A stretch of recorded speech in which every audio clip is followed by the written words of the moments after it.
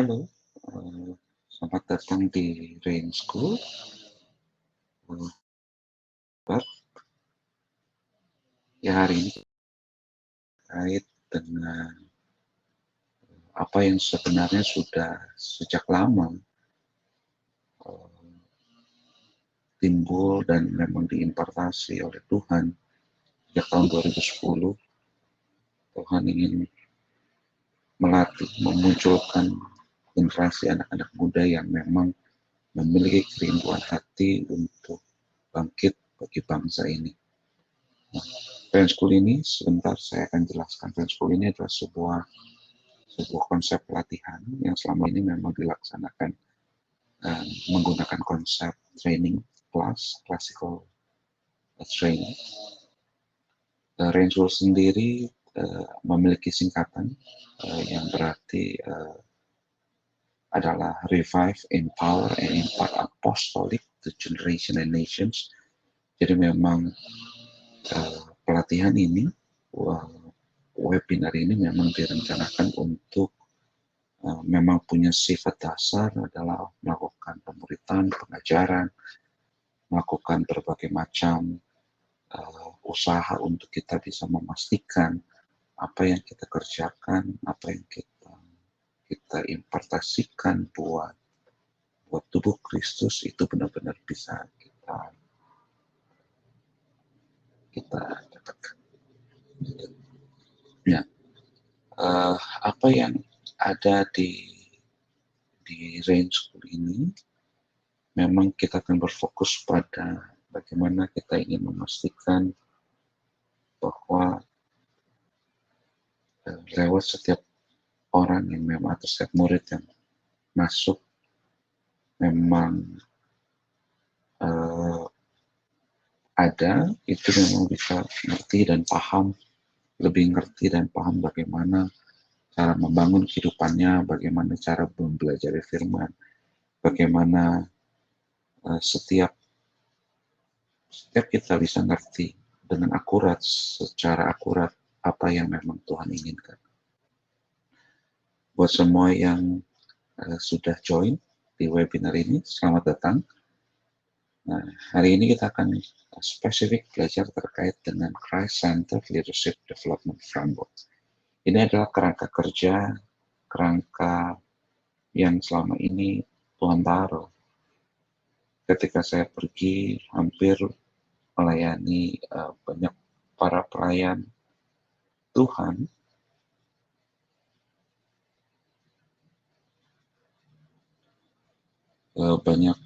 saya pergi ke beberapa banyak tempat untuk melayani.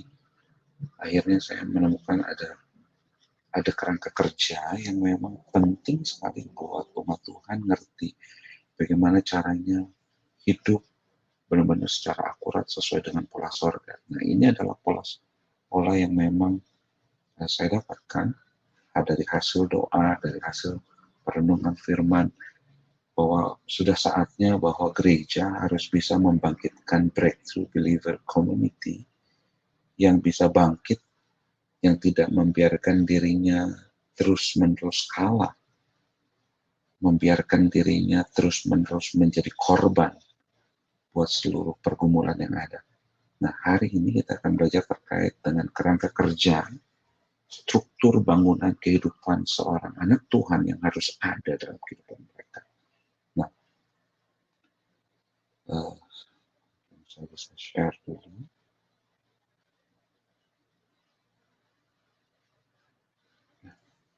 Nah, Rain School ini adalah Revive, Empower, Impact, Apostolic to Generation and Nation. Makanya kita singkat dengan Rain School. Khusus sesi kali ini kita akan bahas tentang Christ-Centered Leadership Development Framework. Nah, ini Tuhan ingatkan untuk saya kembali lakukan, dan hari ini adalah yang pertama yang saya akan lakukan dalam bentuk webinar seperti ini. Tapi saya harap ini juga bisa masuk buat teman-teman, gitu ya. Nah, bahwa saat-saat ini adalah masa untuk setiap kita benar-benar memastikan bahwa kesempatan di mana ketika segala sesuatu sepertinya lagi diriset, segala sesuatu sepertinya lagi dibuat untuk benar-benar bersih ya. Nah, ini adalah masa untuk kita benar-benar bisa memasuki musim yang namanya kemuliaan Sion. Kemuliaan Sion itu bicara tentang gereja Tuhan. Nah, saya percaya bahwa ini adalah waktu-waktunya bagi gereja Tuhan untuk mempersiapkan dirinya, memasuki masa persiapan sehingga ketika Tuhan menginisiasi kegerakan besar, ketika Tuhan ingin melakukan pekerjaan besar, melakukan sebuah pergerakan besar atas bangsa ini, gereja harus siap memasuki masa itu. Gereja harus siap masuk dalam rancangan Tuhan. Bahwa ini adalah masa persiapan untuk gereja kembali bangkit, tidak lagi kalah. Matius 16 ayat yang ke-16, saya buka Matius 16 ayat yang ke-16, teman-teman juga bisa buka. Matius 16, ini ayat favorit yang kita harus terus pelajari gitu ya. Matius 16 ayat yang ke-16, saya bacakan dalam versi terjemahan baru. Ini adalah kisah terkait dengan pengakuan Petrus ketika Tuhan tanya Petrus dan kepada para murid, kalau menurut orang itu Yesus itu siapa? Tuhan bilang, aku ini siapa bagi orang-orang. Nah, ketika semua orang bicara, oh Yesus itu adalah Yohanes Pembaptis, ada yang bilang Yesus itu adalah Elia, ada yang bilang bahwa Yesus itu adalah Yeremia. Nah, tapi Petrus, ada seorang murid Kristus yang namanya Simon Petrus, di ayat yang ke-16 bilang begini, maka jawab Simon Petrus, engkau adalah Mesias, anak Allah yang hidup, kata Yesus kepadanya, ayat ke-17. Berbahagialah engkau Simon bin Yunus, sebab bukan manusia yang menyatakan itu kepadamu, melainkan Bapa-Ku yang di sorga. Dan aku pun berkata kepadamu, engkau adalah Petrus, dan di atas batu karang ini aku akan mendirikan jemaatku, dan alam maut tidak akan menguasainya. Kepadamu akan kuberikan kunci kerajaan sorga. Apa yang kau ikat di dunia ini akan terikat di sorga, dan apa yang kau lepaskan di dunia ini akan terlepas di sorga. Lalu Yesus melarang murid-muridnya supaya jangan memberitahukan kepada siapapun bahwa ia adalah Mesias. Nah, dari ayat yang ke-16, sebenarnya kita sama-sama ngerti bahwa inilah gereja yang dirancang oleh Tuhan. Gereja tidak boleh dibangun lagi berdasarkan hanya sekedar entertainment belaka. Gereja tidak bisa membiarkan dirinya hanya dibangun berdasarkan karena mereka cakap dalam membuat event, membuat rencana, membuat berbagai macam event, melakukan berbagai macam apa yang mereka kerjakan selama ini. Enggak. Tapi gereja harus dibangun sesuai dengan pola sorga.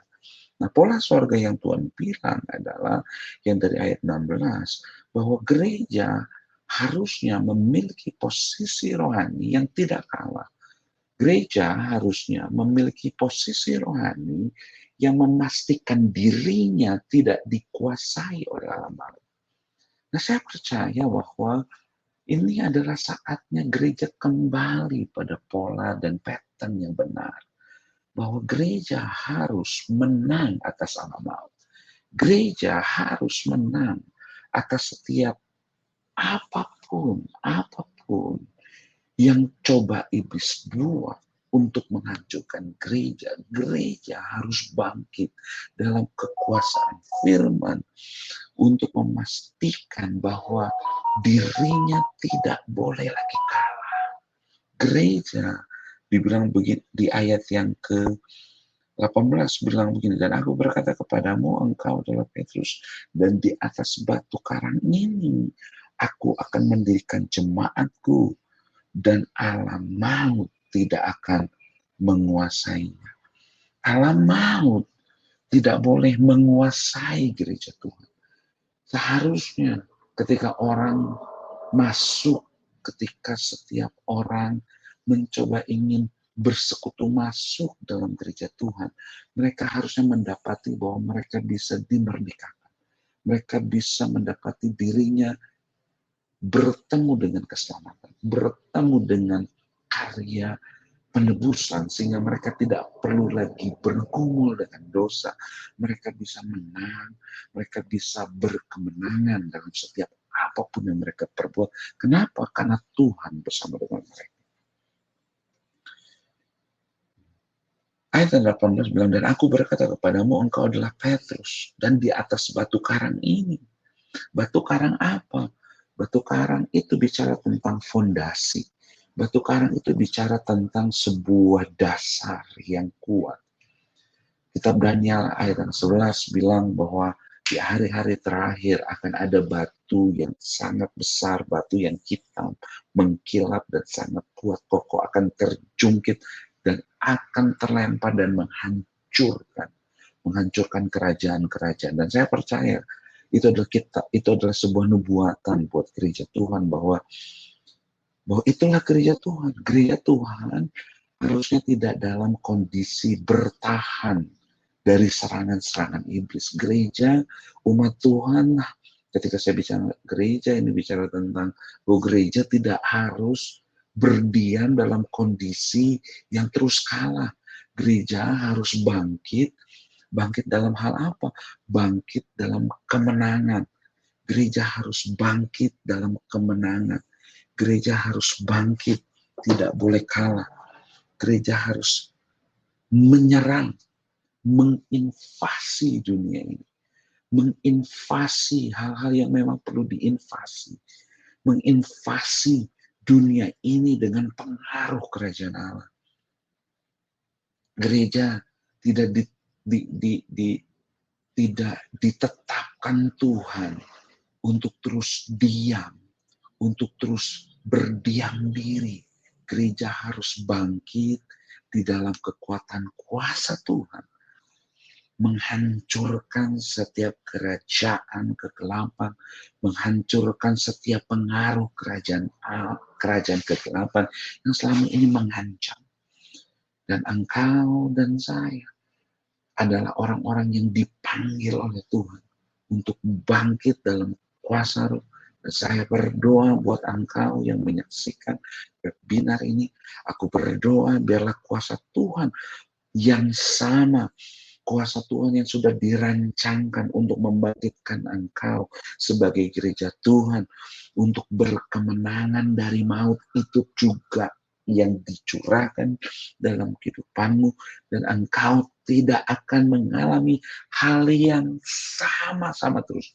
Semua siklus setan yang selama ini menguasaimu akan di-breakdown sehingga engkau akan bisa berkemenangan maju bersama dengan Tuhan.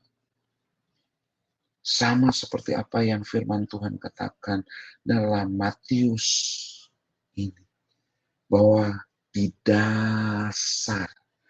atas dasar pengenalanmu akan Tuhan, karena di atas batu karang disebutkan oleh Tuhan ini merefer pada pengakuan. Pengakuan apa? Pengakuan yang diucapkan oleh Petrus. Ketika Tuhan bertanya kepada Petrus, siapakah aku ini menurut engkau? Dan Petrus menjawab, engkau adalah Mesias, anak Allah yang hidup. Pengenalan yang dimiliki oleh Petrus, pengenalan yang dimiliki oleh Petrus, bahwa Yesus adalah anak Allah. Yesus adalah Mesias. Yesus adalah anak Allah yang hidup. Atas dasar pengakuan tersebut, Tuhan langsung bilang, di atas dasar batu karang ini, di atas dasar batu karang itu, aku, kata Tuhan, akan membangun gerejaku, dan alam maut tidak akan menguasai. Kalau kehidupan kita dibangun dari dasar pengenalan akan Tuhan yang akurat, ini yang saya percaya, bahwa engkau dan saya tidak akan lagi bisa dikuasai oleh alam. Engkau dan saya akan bisa berkemenangan. Bersama dengan Tuhan, engkau pasti menang. Bersama dengan Tuhan, kalau hidupmu dibangun di atas dasar yang benar, engkau pasti akan berkemenangan. Inilah saatnya untuk engkau arise and shine. Bangkit dan bercahayalah. Saya percaya bahwa hari ini kalau kita diizinkan untuk mengalami musim di mana kita menikmati masa reset, masa riset, kita diriset. Kita sekali lagi harus masuk dalam pengenalan akan Tuhan. Kita harus sekali lagi masuk dalam hadirat Tuhan. Kita harus intim, membangun keintiman. Bahwa ini adalah kehendak Tuhan untuk kita kembali mempersiapkan diri secara akurat. Kita harus memastikan setiap kegelapan, setiap konsep-konsep kegelapan yang selama ini masih kita miliki dalam kehidupan kita, kita harus mulai singkirkan satu persatu. Kita mulai harus tinggalkan dan tanggalkan semua yang membuat kita dan menghalangi kita untuk kita ada bersama dengan Tuhan. Tuhan menghendaki untuk kita sebagai jemaatnya mengalami penyetaraan pewahyuan. Kenapa? Karena tanpa pewahyuan liarlah rakyat. Kalau engkau dan saya tidak memiliki pengenalan dan pewahyuan yang benar mengenai siapa itu Allah, maka engkau tidak akan pernah hidup benar. Engkau tidak akan pernah memiliki kemampuan yang cukup untuk berkemenangan. Nah, Tuhan menghendaki kita sebagai jemaatnya untuk mengalami penyetaraan pewahyuan. Engkau bisa, kenapa saya sebut penyetaraan pewahyuan? Karena kalau kita nanti baca, mari kita buka dulu Efesus 4, ayat yang Efesus 4, kita buka Efesus 4, ayat yang ke-1 sampai ayat yang ke-7.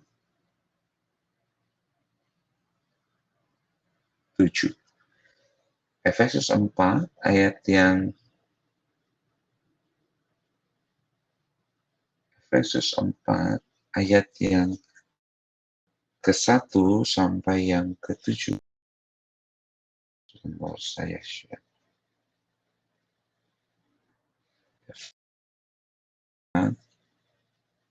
Kita lihat. Kita kembali ke Efesus 4.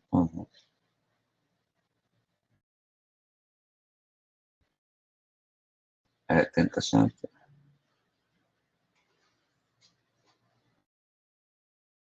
Pas dalam bahasa the prisoner of the Lord implore you to walk in a manner worthy of the calling with which you have been called, with all humility, gentleness, with patience, showing tolerance for one another in love, being diligent to preserve the unity of the Spirit in the bond of peace. There is one body and one Spirit, just as also you were called in one hope of your calling, one Lord, one faith, one baptism, one God, and the Father of all, who is over and through all in all. Nah, saya ingin bersebagai ayat keempat ini menceritakan bahwa ini adalah nasihat yang diberikan oleh Paulus kepada jemaat Efesus pada saat itu. Bahwa inilah saatnya kita membangun dengan seluruh kerendahan hati, dengan gentleness, dengan roh yang ingin dibentuk, dengan kesabaran, memperlihatkan toleransi kepada satu dengan yang lain dengan dasar kasih. Inilah saatnya untuk kita bisa bersatu, unity of the spirit in the bond of peace. Nah, kalau kita lihat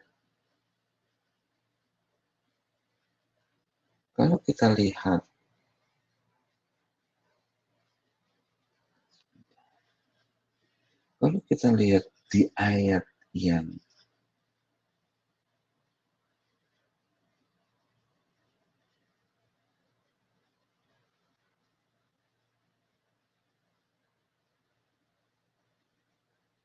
ke-13, kita akan lihat bahwa kata-kata pengantar yang diberikan oleh Paulus tersebut akhirnya menghasilkan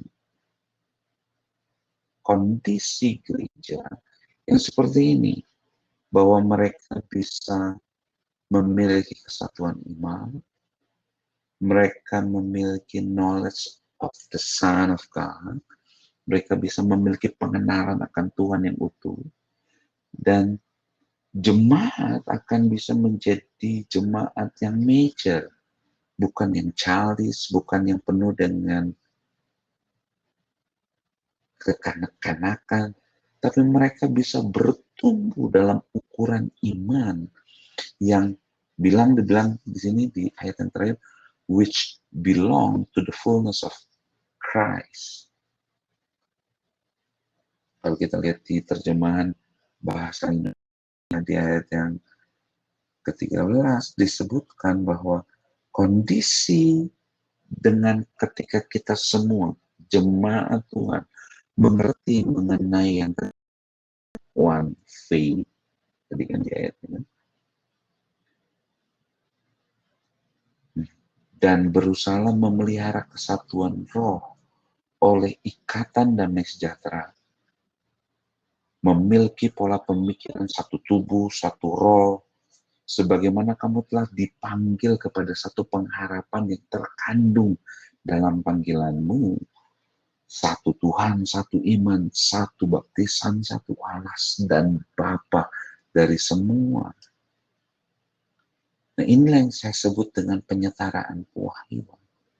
Penyetaraan pewahyuan yang dimiliki oleh seluruh jemaat Tuhan akan membawa dan mengawali perjalanan gereja Tuhan untuk bisa bertumbuh.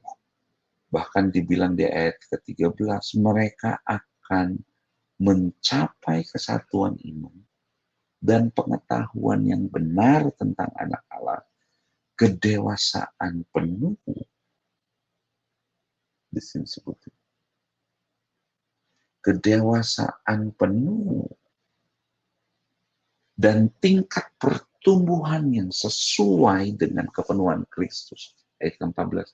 Sehingga kita bukan lagi anak-anak yang diombang-ambingkan oleh rupa-rupa angin pelajaran, oleh permainan palsu manusia, dalam kelicikan mereka yang menyesatkan. Nah, kondisi yang tadi saya bilang penyetaraan pewahyuan itulah yang akan membuat engkau dan saya siap dibangun, siap dibangkitkan Tuhan. Untuk apa? Untuk bisa masuk dalam penggenapan Tuhan. Yang tadi yang saya share tadi, masuk sebagai masa persiapan untuk kita bisa dibangkitkan dan menjadi terang. Kita bisa menjadi terang dimanapun Tuhan utus. Nah, ini adalah masa-masa untuk kita masuk sekali lagi dalam hadirat Tuhan. Masuk sekali lagi dalam firman-Nya. Izinkan firman Tuhan menguasaimu, memenuhimu, menenggelamkan engkau sekali lagi, membentuk ulang kehidupanmu sekali lagi, sehingga engkau bisa bangkit, dibangkitkan Tuhan. Untuk apa? Untuk bisa bangkit sebagai gereja yang mengalahkan alam maut. Ia menghendaki untuk kita senantiasa memiliki rasa lapar dan haus. Ini adalah musim untuk engkau dan saya untuk ngerti bahwa penting buat kita untuk terus memelihara rasa lapar dan haus. Karena tanpa rasa lapar dan haus akan Tuhan, kita tidak akan pernah menemui Tuhan. Kita akan sulit untuk menikmati seluruh karya-Nya Tuhan.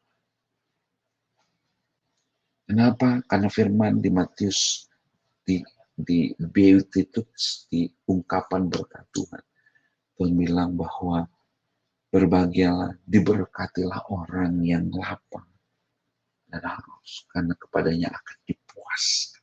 Tuhan yang akan memuaskan engkau. Musim ini adalah musim di mana kita harus terus memastikan Tuhan memuaskan hidup kita. Dengan apa? Dengan firman, dengan persekutuan roh yang benar-benar membentuk ulang kehidupan kita. Sehingga kita bisa menjadi sama, kita menjadi sesuai dengan apa yang Tuhan mau.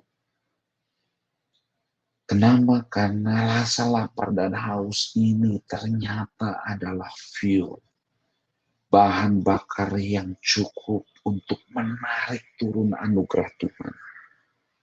Karena saya mau bilang, untuk kita bisa menang di musim ini, kita butuh anugerah Tuhan. Hanya anugerah Tuhanlah yang bisa menyelamatkan kita di musim-musim ini. Hanya hadirat Tuhanlah yang akan membuat kita bisa menang. Hanya hadirat Tuhanlah, hanya anugerah Tuhanlah yang akan membuat kita terus bisa menang. Menarik anugerah Tuhan, menarik kuasa rohnya untuk terus memenuhi kehidupan kita. Sehingga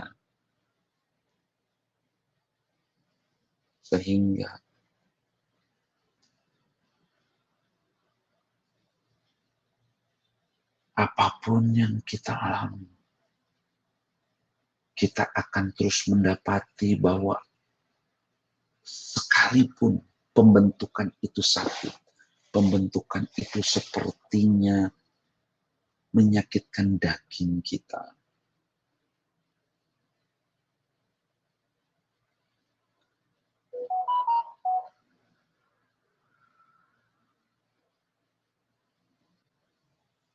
Sepertinya menyakitkan. Tapi biarlah serentetan perubahan, pembentukan yang datang dalam kehidupan kita, itu cuman akan membawa kita untuk terus membuka hati kita, mengizinkan Tuhan, mengizinkan Roh Kudus untuk membentuk ulang kehidupan kita sekali lagi. Membentuk kehidupan kita untuk kita benar-benar menjadi seperti apa yang Tuhan mau.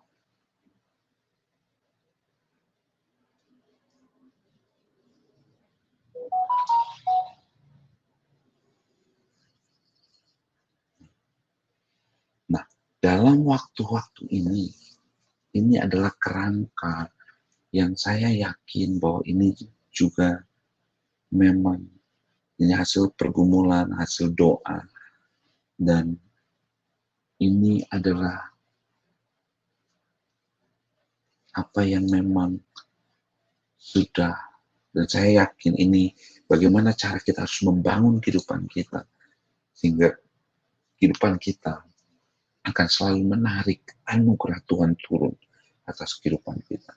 Nah, saya sebut kerangka kerja ini sebagai Christ Center Leadership Development Framework.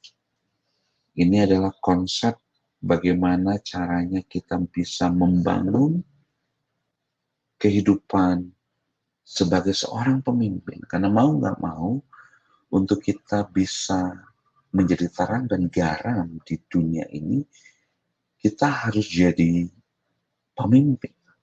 Nah, pemimpin, konsep pemimpin yang saya percaya Tuhan ingin kita mengerti adalah bukan konsep pemimpin yang seperti biasa. Yang Tuhan inginkan kita berfokus kepada Kristus, berfokus kepada seluruh sifatnya Kristus, seluruh nature-nya Kristus. Itu yang Tuhan inginkan. Yang Tuhan inginkan adalah Tuhan ingin kita berfokus memastikan Tuhan saja yang menjadi fokus kehidupan kita.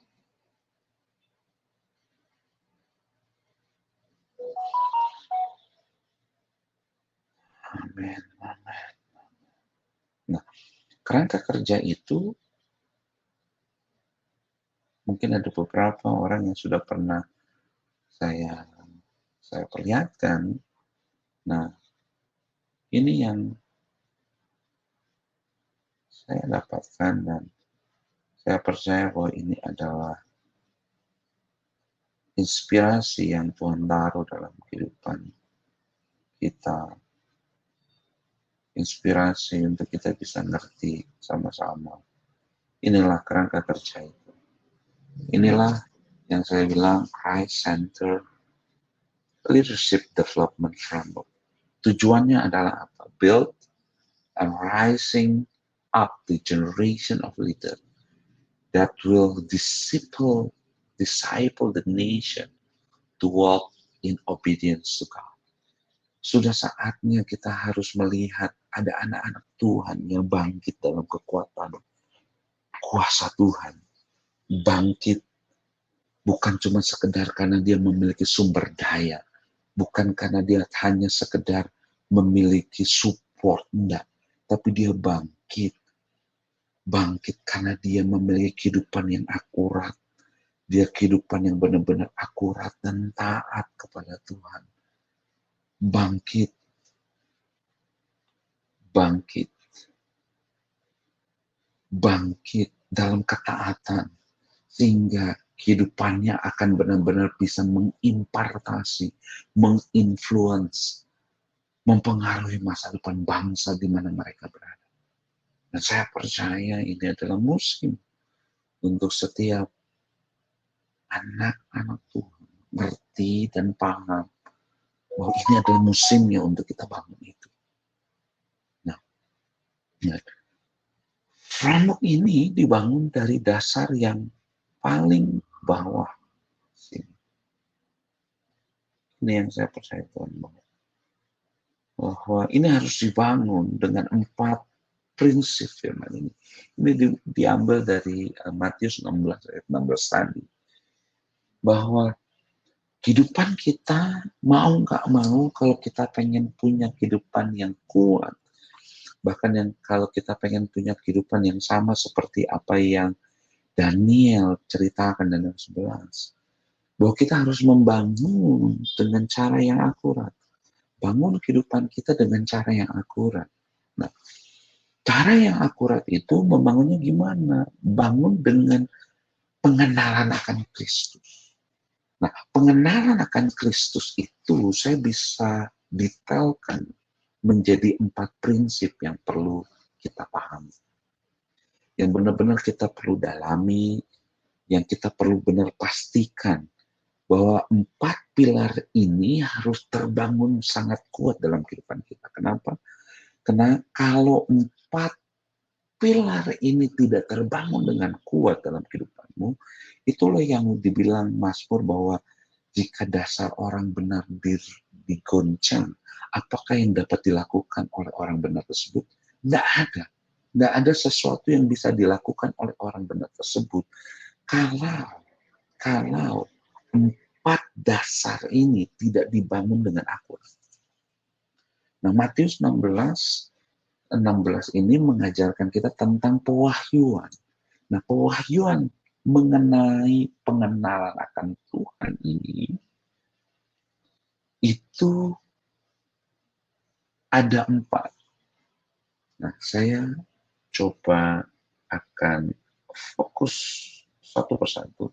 Nah, pilar pertama yang kita harus pastikan adalah kita perlu mengerti dan paham mengenai apa yang disebut dengan lahir dari Allah dan apa dampaknya. Nah, saya percaya bahwa banyak dari antara kita yang mungkin belum sadar bahwa ketika engkau dilahirkan dari Allah, Yohanes 3 ayat yang kelima bilang, kamu masuk dalam kerajaan Allah.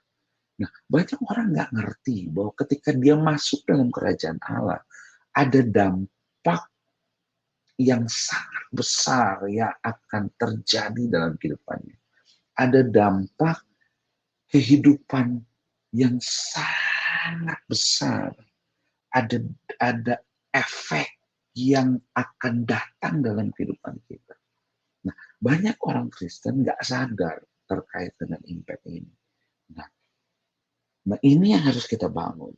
Nah, di sesi selanjutnya nanti saya akan bahas, atau mungkin ada beberapa hal yang nanti mungkin akan saya bagikan di hari ini. Apa sih impact? Apa sih dampak yang instan terjadi dalam kehidupan kita ketika kita dilahirkan dari Allah? Nah, karena ketika kita dilahirkan dari Allah, maka engkau akan benar-benar memiliki status rohani yang jauh sama sekali berbeda dari staturemu yang selama ini engkau punya. Nah, itu yang harus kita paham. Singkat, highlight aja kita akan bahas. Gitu ya. Nah, konsep yang kedua, pilar yang kedua yang harus terbangun kuat, sehingga kita benar-benar memiliki pewahyuan akan Kristus. Bahwa kau dan saya perlu mengerti yang namanya Holy Spirit and the Holy Nature. Kekristenan tanpa Roh Kudus bukanlah kekristenan. Kekristenan tanpa Roh Kudus hanya akan menjadi sebuah agama yang mematikan. Dan Tuhan tidak pernah rancangkan kekristenan hanya menjadi sebuah agama belaka. Karena Roh Kudus harus ada. Bahkan firman Tuhan bilang bahwa Roh Kudus diutus Bapa. Karena Roh Kuduslah yang sanggup membawa kita pada seluruh penggenapan janji Bapa. Jadi kekristenan tanpa Roh Kudus hanya akan berujung pada aktivitas agamawi belaka.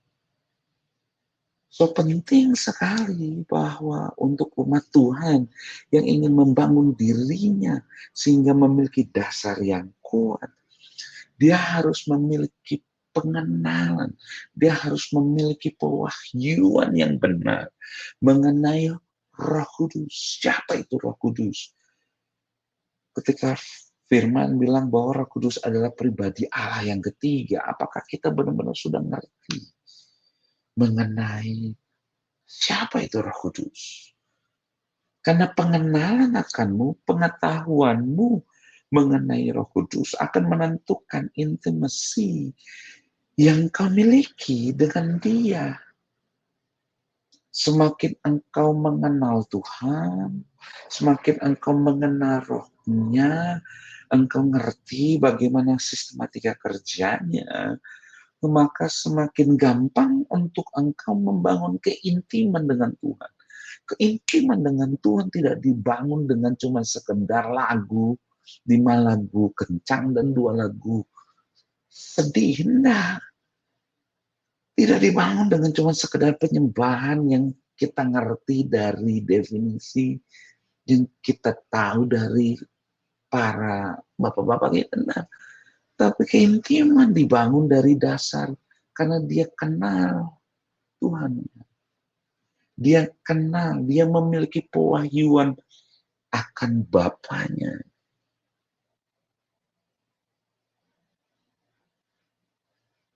Nah, kamu nggak akan pernah kenal, tapi kalau kamu nggak pernah ngerti tentang suara Tuhan, kamu nggak pernah dengar suara Tuhan, kamu nggak pernah ngerti tentang suara Tuhan, nggak akan pernah tahu gimana kita bisa membangun keintiman dengan seseorang yang nggak pernah kita dengar suaranya, yang nggak pernah kita kenal sedetik pun.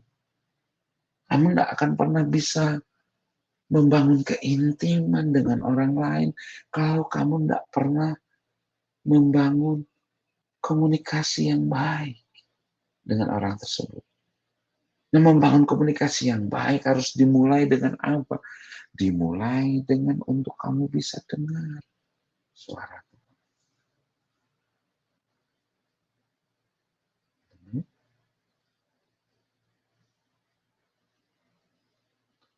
Harus dimulai dengan itu.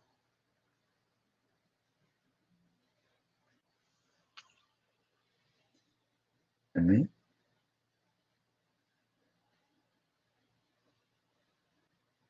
Nah, ketika Roh Kudus, ketika kita mulai membangun kehidupan dengan Roh Kudus yang inti, kita ngerti tentang suara Tuhan. Nah, ketika Roh Kudus memenuhi kehidupan kita, ada yang namanya karunia-karunia Roh Kudus. Nah, kita perlu ngerti juga. Ada karunia, ada pemberian-pemberian, gift of the Spirit. Ada buah-buah roh. Kalau memang Roh Kudus memenuhi hidupmu, dia akan memunculkan buah-buah roh. Firman Tuhan berkata bahwa rohku dan roh Tuhan bersaksi bersama-sama dengan bersaksi bersama-sama menyebut ya Aba, ya Bapa. Jadi mengerjakan sebuah pengenalan akan Tuhan. Dan pengenalan akan Tuhan itu akan membuat kita mengandung apa? Mengandung buah-buah roh.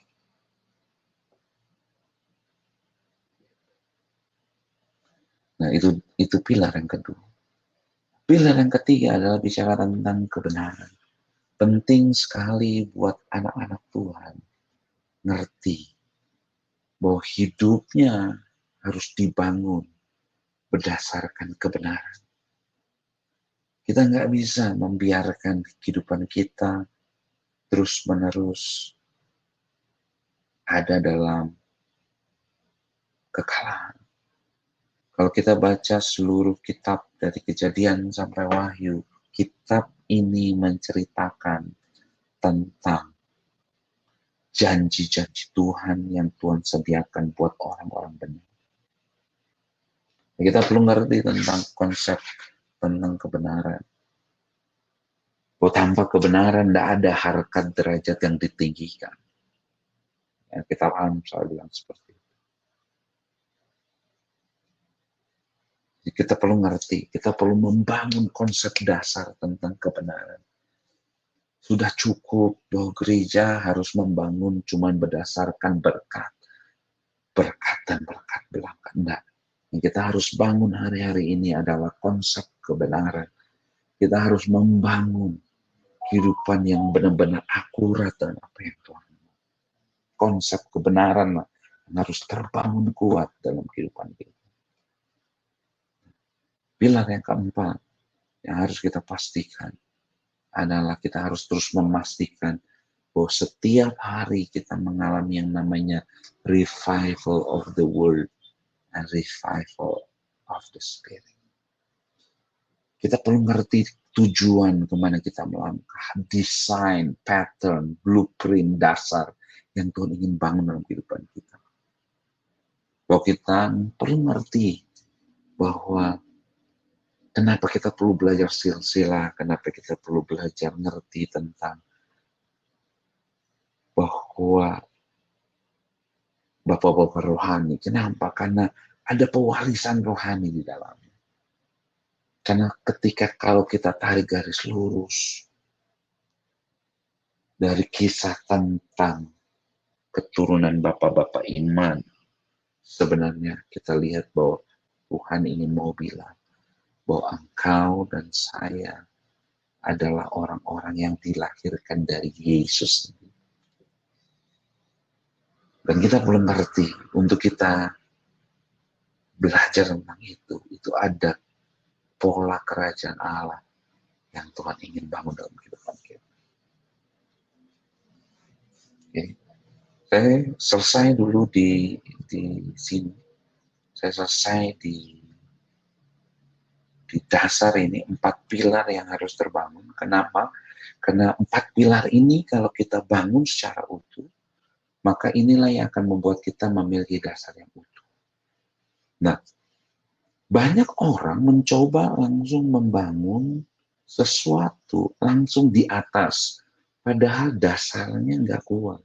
Sehingga ketika Alkitab Matius 7 bilang begini, ketika banjir itu datang, banjir itu akan menguji kekuatan dasar yang dimiliki oleh si fondasi yang dimiliki. Nah, banyak kenapa umat Tuhan hari-hari ini mengalami hal yang terjadi seperti sekarang ini. Dengan adanya COVID-19, belum lagi dengan nanti ada masa-masa kesulitan lainnya di depan.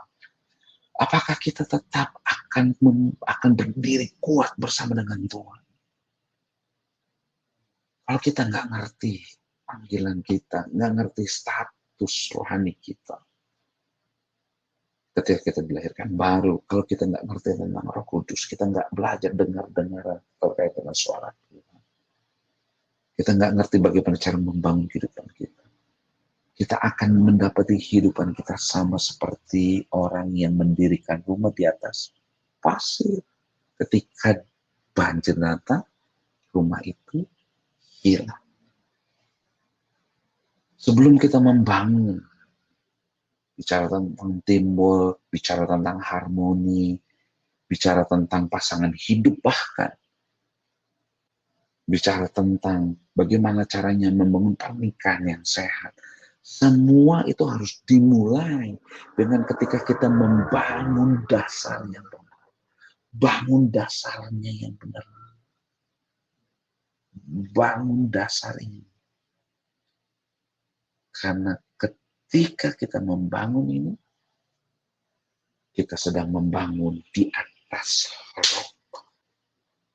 You build in the rock foundation. Ketika rock, Matius 7 bilang, ketika seseorang membangun di atas batu karang, ketika banjir itu datang, ketika kesusahan datang, ketika pencobaan datang, dia tidak akan pernah hilang.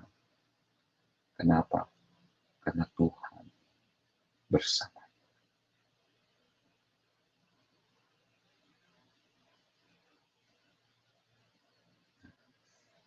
Buat teman-teman yang ingin nanya, silakan boleh tuliskan chat lewat chat.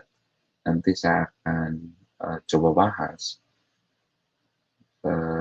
In the meantime, saya lagi bahas. Kalau teman-teman merasa bahwa ada perlu pertanyaan yang perlu dipertanyakan, just give the chat dan saya akan coba bahas di situ.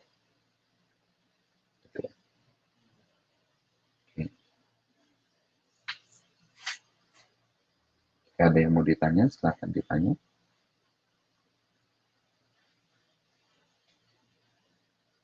Oke. Nah, saya akan mulai masuk pada pembahasan bagaimana cara kita membangun kehidupan kita. Di salah satu pilar adalah bicara tentang kelahiran dari Allah. Nah, saya ingin kita sama-sama bangun kehidupan kita dengan cara yang benar, dengan cara yang akurat, dengan cara yang tidak biasa-biasa. Hari ini, lewat webinar ini, saya ingin setiap kita ngerti bahwa ketika kamu lahir dari Allah, ada dampak yang begitu luar biasa yang Tuhan sediakan dalam kehidupan.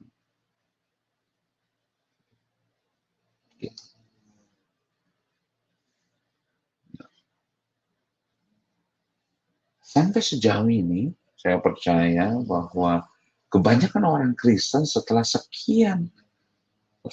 sekian tahun, bertahun-tahun, menjadi orang percaya, tapi nggak pernah menguji dan menyelidiki fondasi rohani yang mereka punya. Padahal penting, Daud pun mengajarkan kita sebenarnya. Dengan doanya yang bilang bahwa ujilah aku Tuhan. Ujilah aku Tuhan. Kita belajar perlu menguji dan menyelidiki. Jangan-jangan apa yang kita bangun sebagai fondasi belum akurat. Kenapa? Karena kalau sudah ada di medan perang, kalau kita sudah mengalami kesusahan, nggak ada lagi waktu untuk kita membenarkan fondasi kita. Nggak ada. Nggak bisa. Makanya kalau Tuhan kasih kesempatan kita untuk bisa mempersiapkan diri kita sekali lagi, yuk sama-sama kita pastikan kita menjadi orang yang terus memastikan bahwa kita menguji dan memastikan fondasi rohani kita itu kuat. Sehingga apapun yang mencoba datang, menghajar, masuk, tidak akan pernah menggoyahkan engkau. Kenapa? Karena dasarmu sudah dibangun di atas roh.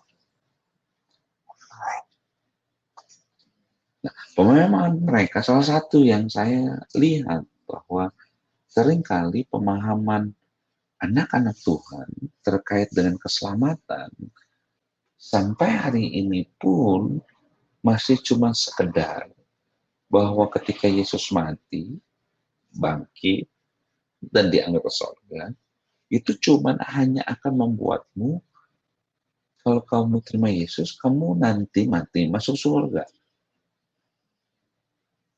Kekristenan, penginjilan yang selama ini diberitakan cuma sekedar membuat orang memiliki kepastian bahwa one day saya akan masuk surga. Nah, saya percaya is more beyond on that. Pemahaman yang harusnya kita miliki mengenai kelahiran baru bukan cuma sekedar bahwa nanti kita mati masuk surga, enggak. Tapi yang ingin saya ajak teman-teman ngerti bahwa ketika Yesus menyelamatkan engkau, waktu Yesus mati, waktu Yesus dibangkitkan, dan Yesus akhirnya diangkat ke surga, dan dia memberikan Roh Kudus, mencurahkan Roh Kudus. Ada karya keselamatan yang utuh yang Tuhan juga ingin investasikan dalam kehidupan kita. Kejadian 2 ayat yang ke-15 sampai 17 bilang begini, Tuhan Allah mengambil manusia itu, menempatkannya dalam Taman Eden dan mengusahakan dan memelihara taman itu.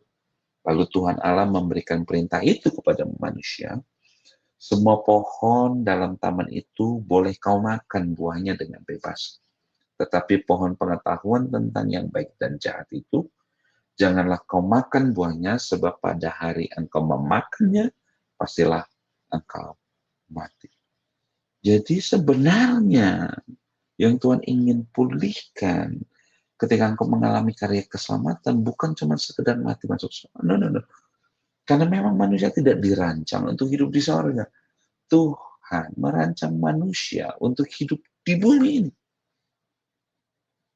Jadi ketika engkau lahir baru, engkau dilahirkan dari Allah, Supaya apa? Supaya engkau bisa kembali pada pola yang benar sejak awal. Pola yang benar sejak awal. Sama seperti ketika Adam diambil dan ditempatkan di Taman Eden dan berkuasa atas taman itu. Nah, seharusnya itu juga yang harusnya dialami oleh setiap kita. Ada pemulihan atas, ada pemulihan atas kuasa, otoritas yang Tuhan taruh dalam kehidupan kita. Kalau Adam pertama gagal, saya percaya ini saatnya engkau sebagai Adam yang kedua tidak boleh gagal. Nah, jika kita membaca lebih lanjut pada Kejadian 3, Alkitab menjelaskan bahwa pada akhirnya manusia tidak lagi mengikuti perintah Tuhan. Dosa dan kegagalan yang dialami oleh Adam dan tidak segera ditanggulangi, apa yang terjadi? Mereka memutuskan pergi dan tidak terbuka dengan Tuhan. Mengakibatkan mereka terus jatuh dalam kondisi yang lebih parah. Sama seperti virus, bahkan dosa jauh lebih mematikan daripada virus. Kondisi yang cuma karena sekedar keingintahuan. Bahasa zaman sekarang kepo. Karena cuma sekedar rasa ingin tahu, kepo dengan apa yang diceritakan oleh ular pada saat itu. Cuma dasarnya adalah ketidakpercayaan kepada Tuhan. Lebih percaya apa kata dunia, lebih percaya apa kata orang, lebih percaya apa kata dunia tentang kondisi itu. Ternyata membuat manusia semakin memberontak terhadap Tuhan. Apa yang Tuhan larang untuk mereka lakukan, mereka mulai langgar. Orang menguji Tuhan dengan cara apa? Masa sih? Masa sih? Hanya karena kepo. Karena dasarnya nggak percaya sama Tuhan. Mereka mengambil buah pengetahuan yang baik dan jahat, lalu memakannya. Sebenarnya sejak manusia mengambil buah pengetahuan baik dan jahat, pengertian mati, mereka kan mati diceritakan di Alkitab. Mati yang ditulis dalam Alkitab artinya adalah bukan dagingmu mati, no. Tapi mereka terpisah dari Tuhan. Mereka terpisah, tidak lagi memiliki hubungan utuh dengan Tuhan. Mereka terpisah dari Tuhan.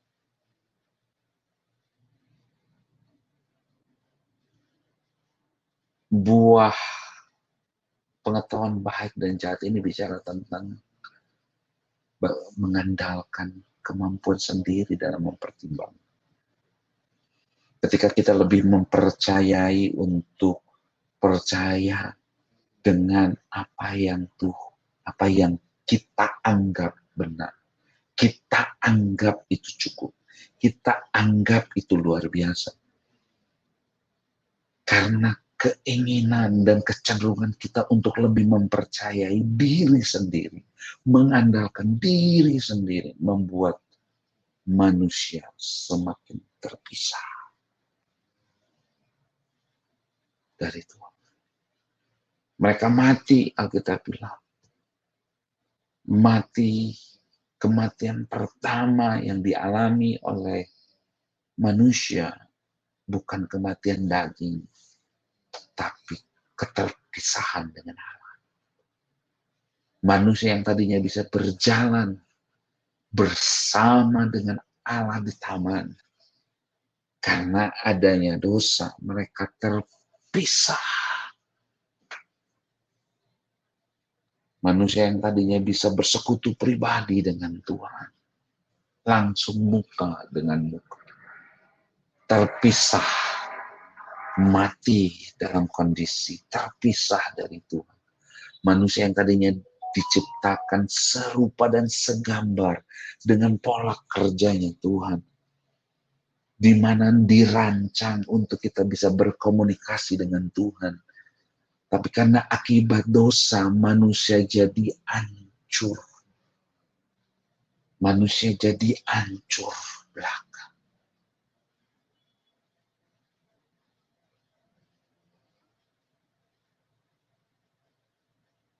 Hanya karena mengandalkan kekuatan manusia. Lebih percaya pada yang namanya pengetahuan yang baik. Apa yang kau pandang baik, apa yang kau pandang benar. Bukan yang Tuhan pandang baik. Bukan yang Tuhan pandang benar.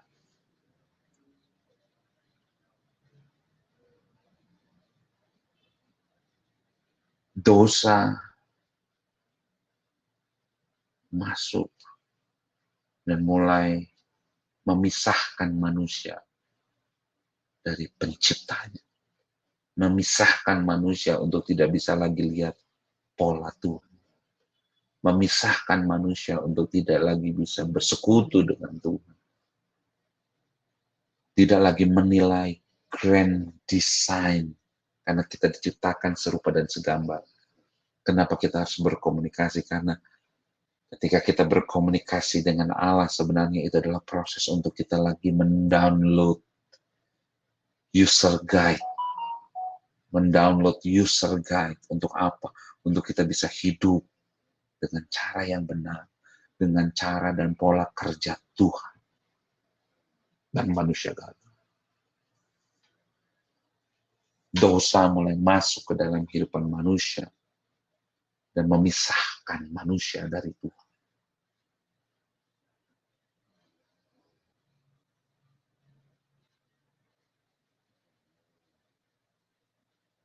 Tapi karena Tuhan baik. Karena Tuhan baik. Dia tidak kehilangan akal. Dia tidak kehilangan akal. Dia tidak kehilangan akal. Saya berdoa hari ini. Saya berdoa hari ini. Saya mau katakan juga kepada engkau. Tuhan tidak kehilangan akal. Tuhan tidak kehilangan akal. Tuhan tidak kehilangan akal.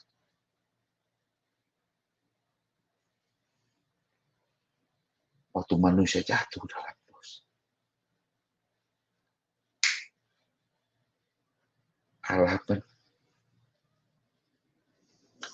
Allah mendesain dan Allah langsung bernubuat.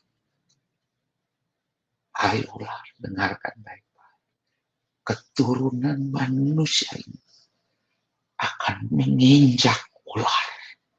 Menginjak kepala ular sampai remuk. Dengarkan ini baik-baik. Ini adalah ketetapan Allah buat engkau. Bahwa Allah sudah menetapkan engkau dan saya untuk menginjak kepala ular. Engkau dan saya ditetapkan Tuhan untuk menginjak kepala ular. Ular tidak lagi boleh berkuasa atas hidupmu. Ular tidak lagi memiliki kuasa sejengkal apapun atas hidupmu. Karena pengorbanan di atas kayu salib itu bicara tentang bahwa Tuhan sekarang memiliki power atas maut. Maut sudah dikalahkan. Maut sudah kalah. Dengarkan itu.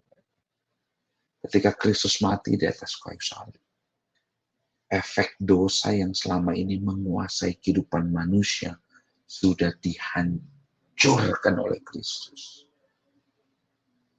Efek dosa yang selama ini kayaknya merongrong kehidupan. Keterpisahan manusia dari Tuhan, keterpisahan manusia untuk tidak lagi bisa bersekutu dengan Tuhan sudah dihancurkan di atas kayu salib. Kondisi manusia yang terus mengalami kemerosotan, baik secara moral maupun fisik, yang diceritakan dalam Kejadian 3, dimulai dari pengusiran manusia dari Taman Eden. Manusia tidak dapat lagi bersekutu dengan Tuhan. Manusia tidak memiliki keleluasaan untuk datang sama Tuhan. Manusia udah jatuh dalam kondisi yang begitu jatuh.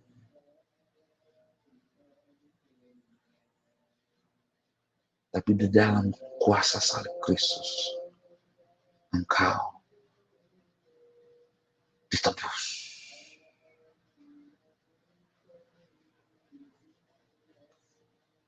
Engkau ditebus. Manusia yang hidup di bawah kutukan karena ketidaktaatan manusia juga sudah ditebus. Dosa yang mengakibatkan manusia terus hidup di bawah tekanan dan pergumulan kehidupan sehari-hari sudah ditebus lewat karya salib.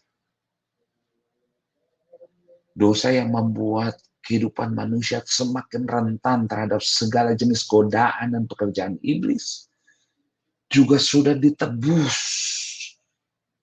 oleh salib Kristus. Barang siapa mau datang kepada salib, kepadanya akan diberikan kemerdekaan.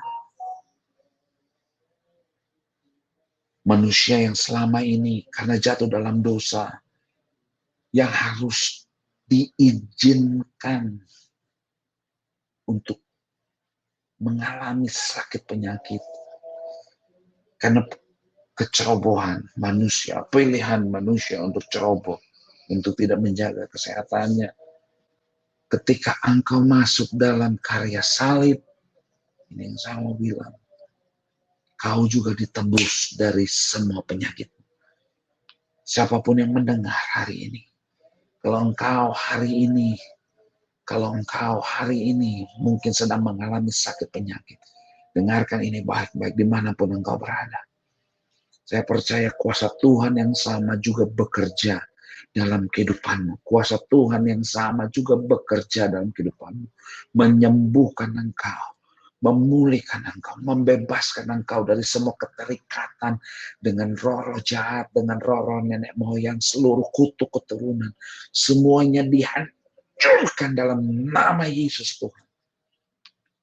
Semua yang selama ini mengikat, mengkungkung engkau, yang tidak mengizinkan engkau untuk berlari bersama dengan Tuhan, dengarkan. Kuasa kematian Kristus lewat salibnya sudah menebus engkau. Dengarkan ini baik-baik. Engkau sudah merdeka ketika engkau datang kepada salib Kristus. Manusia yang tadinya karena dosa, firman Tuhan bilang bahwa upah dosa adalah maut. Lewat salib Kristus, lewat salibnya, kau sudah ditebus dan kau sudah tidak perlu lagi menghadapi maut. Itulah yang disediakan oleh Tuhan. Itulah yang disediakan oleh Yesus. Alkitab memberitahukan kepada kita firman Allah bahwa bagi orang-orang yang percaya kepada Yesus sebagai Tuhan dan Juru Selamat, dengan kata lain bertobat, masuk dalam kerajaan Allah, maka itulah yang terjadi, penebusan atas kesia-siaan, penebusan atas seluruh efek dosa yang selama ini mengikat engkau terjadi dalam kehidupan.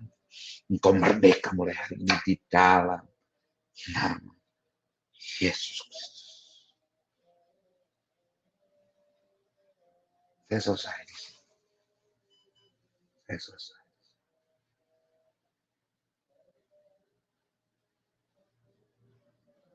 Tapi izinkan saya berdoa buat teman-teman.